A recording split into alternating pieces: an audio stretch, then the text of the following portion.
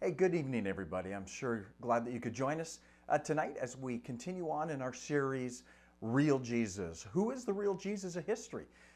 Specifically, we're going to be looking at Mark chapter 5, verses 21 to 34, and explore the heart of Jesus. Now, I do have a question for you. Have any of you ever felt like reality continues to ruin your life? Just living day by day. I mean, do you ever feel like giving up? Ever feel like just quitting? Do you ever feel like your situation is so hopeless that the only thing you could possibly do is just get up and leave, just walk away, head out the door, never come back? You know, in extreme circumstances, people can feel so much emotional pain that they even take their own lives. Perhaps you've even considered that yourself. But the real reason people commit suicide isn't about the pain. It's the loss of hope. It's the sense that there's no escape, no way to resolve their problems. It's the conviction that things are never going to get better. I mean, they look and they look for a ray of hope and they only see darkness. Well, today we're going to be witnessing a woman who felt utterly alone and in a state of hopelessness, who saw only darkness. This story is actually a subplot in the action. The main story is about Jesus on his way to heal the daughter of a gentleman by the name of Jairus. But then he's interrupted. Now, next week we'll spend some time looking in on that story. But as Jesus was walking on this particular day, the people press in on him. And in that crowd, there's a weak, scared, dying woman who reaches out and touches Jesus, interrupting his walk. But when she did, her life was instantly, completely, and permanently transformed. Now, there are those here today or listening in today who need a transformation. You need your life to be radically changed. Maybe today you feel that life is hopeless and that no one understands your predicament. Maybe you're feeling like life is pointless and you can't see any ray of hope in your situation and nobody understands and you're alone. In fact, quite possibly, somebody listening in this evening is feeling like they're in a deep pit with no way out and darkness so dark it's like you can touch it and you can taste it. Now, if you're in that place today, let me tell you that there is hope, that a transformation can actually happen. Now, again and again, we see the heart of Jesus as he interacts with very real people, with hurt individuals, with messy lives, many living in despair and in hopeless situations. And what we notice is that as he does, he actually cares about them and their situations, just as he cares about you and your situation, by the way. And what propels him isn't to bring glory to himself or even to line his pockets. He does this because of his heart of compassion and deep love for the individual. Now, why don't you turn in your Bibles to Mark chapter 5, and we're going to be looking at verses 21 to 26 to start off with and see the heart of Jesus in this story. Jesus got into the boat again and went back to the other side of the lake, where a large crowd gathered around him on the shore. Then a leader of the local synagogue, whose name was Jairus, arrived. When he saw Jesus, he fell at his feet, pleading fervently with him. "My little daughter is dying," he said. "Please come and lay your hands on her. Heal her so she can live." Jesus went with him, and all the people followed, crowding around him. A woman in the crowd had suffered for 12 years with constant bleeding. She had suffered a great deal from many doctors, and over the years, she had spent everything she had to pay them. But she had gotten no better. In fact, she had gotten worse. Listen, if there was anyone who was in a hopeless situation, it was the woman in this story. I mean, you could just feel the frustration and the despair. I mean, she had suffered for 12 years with a constant bleeding. In other words, she's hemorrhaging every day, all day, slowly dying. Bottom line was that she's a very sick woman. But not only that, it was costing her so much in so many ways. I mean, first of all, there would have been a physical cost. I mean, from the constant blood loss, this poor woman would have been weak, anemic, no energy at all. I mean, the least of efforts would have absolutely worn her out. The specific word combination describing her situation as a terrible condition, used later, by the way, in verse 29, is the same word that is translated whip in other places.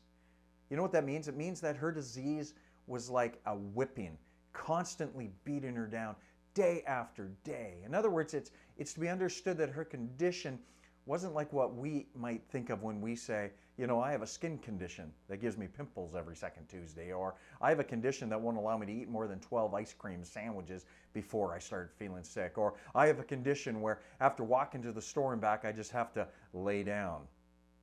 Listen, this was pretty heavy duty what she was experiencing. She was in a constant state of exhaustion and pain just by waking up. I mean, it was bad.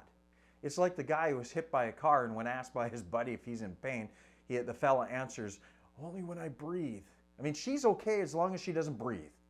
Now, some of you might even know what it's like. But imagine enduring this for 12 years, and not only that, but 12 years alone. I mean, this woman's desperate for relief, which is why she had tried all the therapies of all the doctors of her day, but instead of relief, we're told that she suffered more because of them. I mean, similar to going to a chiropractor, hoping for relief, but instead having worse back problems than when you went in the first place. I mean, but secondly, there would have also been a religious cost. Now, under the law found in Leviticus, this woman was to be considered unclean. Anything or anyone that she touched was also considered unclean. And as a result, she would have had been shut out of going to the temple to worship God and to be able to have fellowship with her friends. I mean, she could not mingle with the people in public because of her uncleanliness, which meant in that culture, it would have come with a social cost as well. She would have been so lonely. She couldn't be with people, which meant that she most likely wasn't married, which would have left her as an outcast in the community in that day. That's because according to the Old Testament laws, physical contact even with her husband would defile him. And of course, he'd not want that, so no man would marry her. And even if she had been married, her husband would have most likely probably divorced her, especially during a time in history when a man could divorce his wife over something as simple as burnt toast. I mean, you know what he could do? He could simply write out his intention in a letter, hand it to her, and then repeat 3 times out in the streets, I divorce you, I divorce you, I divorce you. And as a result, she would have been divorced. It would have been done, and she would have been left alone. And that's the situation with this woman. She's left alone with little to no opportunity to work and to support herself because, again, she couldn't work around others because of this danger of defilement, which reduced her to a life of begging for scraps of food from a distance. Her condition left her in the fringes of society, much like how a leper would have been treated. You know, since she had been this way for 12 years, and considering the average lifespan in those days, it's probably safe to assume that she had been this way since she would have been about 11 or 12 years old. She had lived half her life moving from one rejection to another. I mean, she's lonely, she's isolated, and she's desperate. Adding insult to injury, there would have also been a financial cost. It says that she had spent all she had. The doctors and these useless remedies hadn't helped her one iota. All they had done, in fact, was drain her bank account dry, even while making her situation worse. I mean, she had been left penniless and destitute. So, after all the years, all the doctors, all the times that she had hoped this remedy would be the one that would work for her, just that one little hope, she's now come to the place where she accepts the hard fact that she's living under a death sentence. She will not get better. She will die from this disease. Her life is literally draining out of her body little by little, day by day. I wonder how many people can identify with this poor woman. I mean, maybe you don't have her disease, but like her, you're filled with suffering and sorrow and feeling like you're paying terrible costs in life that just keep piling up and there's no way of overcoming. You just can't win. I can't win for losing. Listen, this woman is a picture of humanity. That's because we're all born with a fatal blood disease, inherited from Adam. A condition that has plagued every one of us as soon as we entered into this world, and it's something that hasn't been made better despite any and all of our efforts. I mean, people spend their entire lives searching for meaning and help for this condition. I mean, don't we? I mean, we get sick and tired of being sick and tired, feeling like life is beating us down and again and again and again, feeling like we're under a constant whipping. And instead of getting better, we sense that we're only getting worse. You know why? That's because we just can't get better on our own. All the efforts at self-improvement and religion have the same effect on our blood disease as the doctor and the superstitious remedies had on the women's disease. None of it helps. Listen, maybe you're discouraged and maybe you're defeated and maybe you've tried everything in your power to get better and handle your problems. I mean, you've read all the books, you've listened to all the preachers and gotten advice from the best seminars and conferences, but your life is just as messed up as it ever was. Well, if that describes your life today, keep on listening because you need to know that Jesus offers real hope. Let's take a look now at Mark chapter 5, starting at verse 27. Let's continue on there until verse 33. She had heard about Jesus, so she came up behind him through the crowd and touched his robe. For she thought to herself, if I can just touch his robe, I'm going to be healed. Immediately the bleeding stopped, and she could feel in her body that she had been healed of her terrible condition.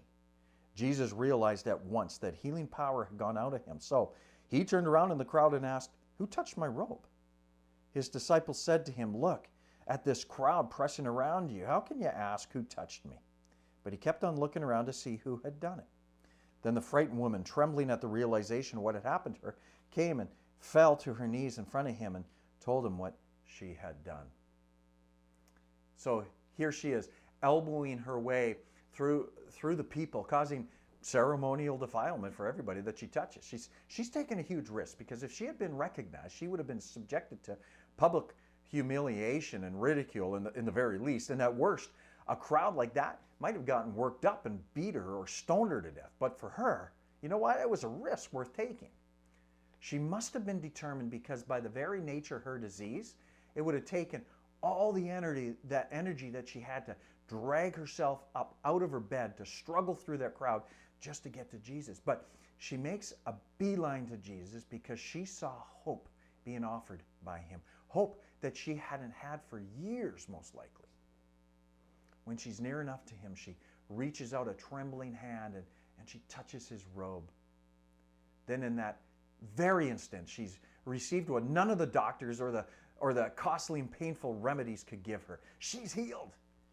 And as soon as she touches him, Jesus knows what's happened.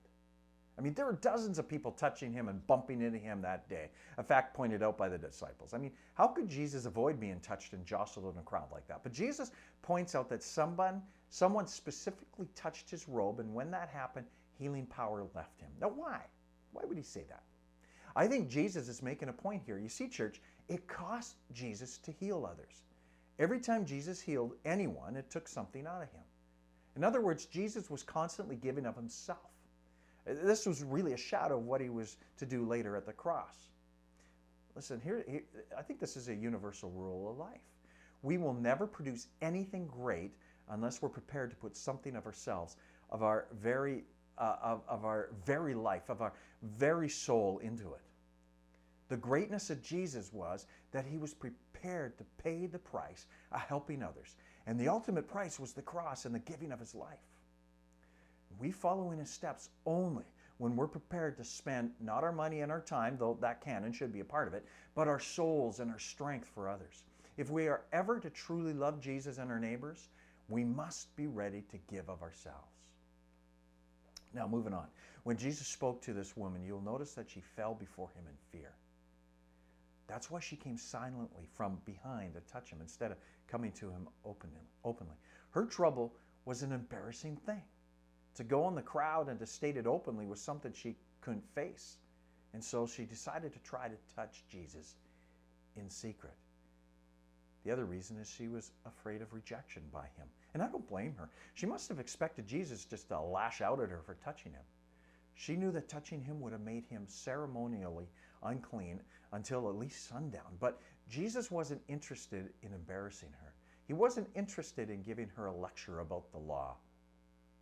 Listen to my doctrine, my young lady. He never said that. He was simply interested in helping her with her problem. It's at this point that we really see the heart of Jesus. Remember, he was on his way to heal the young daughter of a man named Jairus. This little girl of Jairus, this daughter, is at the point of death. And as Jesus makes his way to this man's house, surrounded by the surging crowd, he, in spite of the seriousness of this mission, he takes the time to stop for this woman. Now, at this moment, the crowd might as well have not even been there. I mean, it's come down to just Jesus and his woman, and this woman.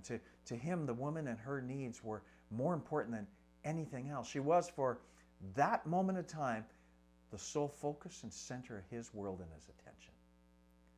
This woman, cast out, uncared for, and unwanted, had caught the eye of God because she exercised simple childlike faith. Church, listen to this. God, who controls the path of every atom and every molecule in this universe, always has time for you when you call on him. Never fear that he doesn't care. Never fear that he won't receive you. Never fear that he's too busy or that he won't notice you. In fact, he became flesh because he wanted to stop and heal you and me from our blood disease. I mean, you see the picture here? This woman could have never touched him had he not become flesh. You see, God became a man in the first place so he could die on the cross, but he also became a man so that he could be touched with the feeling of our weaknesses. He became flesh so that we could touch him. Have you reached that place in your life yet where you understand that you're a sinner, that you have a fatal blood disease? Have you come to understand that Jesus is the only hope you have? If you understand that today, let me tell you that you need to get to Jesus. He's the only source of salvation for you. Jesus is the only cure. Now, there are some who are already disciples of Jesus, but like this woman are burdened and defeated. You need to touch him as well. The sooner you come to realize that Jesus is the only person who can help you, the sooner you get the help you need. Listen to what he says to you in Matthew chapter 11, 28. Come to me, all you who are tired of carrying heavy loads, and I will give you rest. Why should you carry that burden one more step? Why should you fight your battle even for one more minute? Why should you live defeated for another day? You don't have to. Get to the heart of Jesus. He can and will help you. Which leads us to the second point. Jesus offers freedom. Let's continue on. He says this in verse 34 of chapter 5. And he said to her, daughter, your faith has made you well. Go in peace. Your suffering is over. You know what I love there? You notice that he calls her daughter? This showcases his compassionate heart like nothing else. It's really a word of tenderness, of peace, of acceptance, of belonging. She had most likely been alone and dismissed, even by family and friends, since she was 12 years old. And in this case, it appears that the relationship she missed the most was a relationship with her dad. I mean, maybe her mom still helped her. She was on the fringes there, helping her clean her clothes because of her condition. And so she still had sort of a relationship with her mom. But I believe, based on the context, that her dad must have abandoned her. This poor woman has what I call a father wound. And what she had wished to hear and be for so long, more than even a physical healing, was to be loved and accepted by her father. And you know what? Jesus knew this. And so he healed her, not just physically, but also relationally. One minute she's an outcast, the next she's in the family of God as his daughter. Fathers of daughters should know what this means better than anyone. She's now in an entirely honored position, a completely safe place, a fully protected environment, and an unconditionally loved life. Maybe you're here today, or you're listening in this evening, and you have a father wound. Possibly you've never heard my son or my daughter in a way that evokes tenderness and acceptance and love. Your dad may have abandoned you, or maybe he was cruel or mean or distant or uncaring. And as a result, you have never experienced the love of a godly father, a father that reflects the love of the Heavenly Father. And as a result, you carry around with you deep wounds and hurts. Listen, you need to know that God wants to heal that father wound in your life by flooding you with all his love and acceptance and safety and affirmation as his very special daughter or son. Jesus has a heart so full of love and compassion for you, and he wants you to join his family as a fully accepted and welcome child of God and a citizen of heaven. When we enter into a renewed relationship with our Heavenly Father, we experience a new life as heirs of God and joint heirs with Jesus. And that means then that we're free. We're free from the power of sin and so no longer God's enemies. having been fully and eternally forgiven. In other words, through Jesus, we are offered freedom to now finally live and be who we were created to be, his son, his daughter, which is why he tells her to go in peace. Or in Hebrew, he said shalom. So not only do we get to be in the family of God as a son or a daughter and hang out with our big brother Jesus, but we can also finally have true peace, or shalom, in our lives. Now the word shalom is derived from the Hebrew verb shalem, which means to pay. That's the unstated meaning behind the common Hebrew greeting sha'al shalom. That greeting is actually a question. Is there shalom between us, or are there still debts to be paid? Now this isn't a question simply about paying your half of the rent or paying me back some money that you might owe me. This question of shalom goes way beyond issues of payment. In fact, the relationship between humans and God is described with this concept. Between God and us, there can only be shalom when payment has been made, when there is no debt. If everything is right between you and God, then there is shalom. However, because of the sin in our lives, we got a problem. The collection agency was calling for our debt to be paid, but there was no way to pay it. I mean, it was much too big of a debt. Quite literally, this debt was out of this world. So that being the case, how could we ever experience shalom between God and us? The answer is found in Jesus. Jesus stepped into our history, our history, in order to allow shalom between God and us become a reality by paying off all of our debts and setting us free. Church, Jesus offers us freedom, as we see with the woman here in the story. Because of Jesus, she was finally and fully free from her blood disease, both physically and spiritually. She was healed, and life would never be the same ever again. Her battle with this dreaded disease was finally over. She had received a brand new life from the hand of the Master. I mean, we see that Jesus gives and gives and gives, and true to form, we experience one last gift from Jesus in this story. Jesus offers his heart. Now, at the beginning of this message, I asked the question, do you ever feel like giving up? Ever feel like quitting? Ever feel like your situation is so hopeless that the only thing you can possibly do is leave, just get up and walk away, head out the door and never come back? Now, this woman may have experienced those feelings, but fought against them and did something that enabled her to experience healing that day. Not because she touched Jesus' robe, but because she exercised faith in Jesus and trusted in his heart. And because of that, Jesus changed her life. She fixed her eyes on him in faith and kept them on him and away from anything and anyone else that could distract her from the goal. Not on her ailment, not on the people pressing in, not on the fact that she had a long history of failures. She fixed her eyes on the heart of Jesus. And that is what separated her from everyone else that day. Do you need to experience the heart of Jesus today? If you've reached the place where all other remedies have failed, all other means have exhausted themselves, and you know that you need help right now, I want to invite you to fix your full attention on Jesus, on his heart of compassion for you, and come to him. You know, in that crowd that day, there were dozens of people with physical, spiritual, and emotional needs, but only one person got any help. Dozens brushed up against Jesus, but only one intentionally touched Jesus. And that was the one out of all the others who was transformed. And why? Only one person looked at Jesus through the eyes of faith and recognized his heart. She believed he could help her, and she did whatever she had to do to touch him. And when she touched him, she was made whole. Don't be one of those people who simply brush up against Jesus and leave unchanged. Listen, if you need help, come to him. Jesus' heart is filled with compassion for you. Get to him, touch him by faith, and you will be changed. You will find healing. You will be received into his family as his precious and amazingly loved son or daughter. Receive today the heart of Jesus. Have a great week, church. You are loved.